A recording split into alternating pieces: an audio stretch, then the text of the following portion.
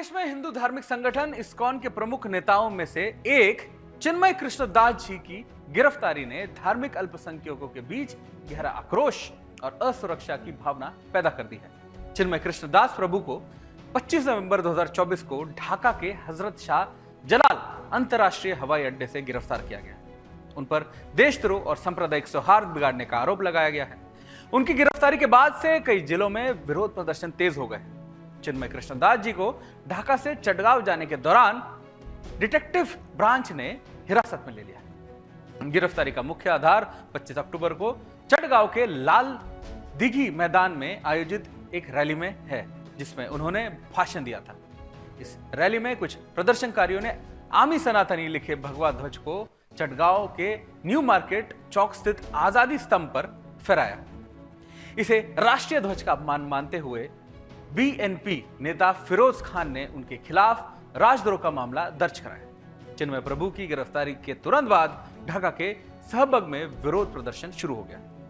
बड़ी संख्या में प्रदर्शनकारियों ने मुख्य सड़कों को जाम कर दिया और हम न्याय के लिए मरेंगे, हम इसके लिए लड़ेंगे, ऐसे नारे भी दिए।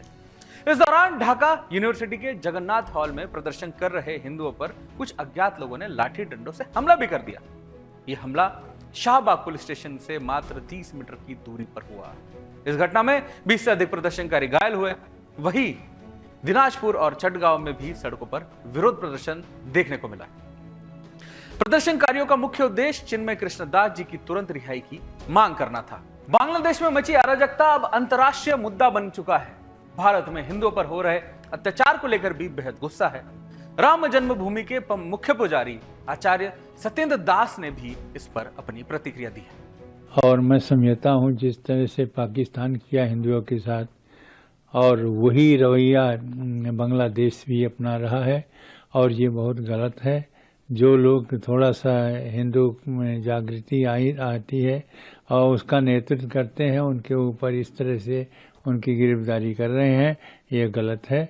और इस पर हमारी सरकार को भी संज्ञान लेना चाहिए, क्योंकि जब तक सरकार नहीं बोलेगी और उस पर कुछ नहीं कहेगी, तब तक इसी तरह से हिंदुओं के ऊपर अत्याचार होता रहेगा और उनको एक एक करके और गिरफ्तार करते रहेंगे और जहां उनकी शक्ति है उसको कमज़ोर करते रहेंगे।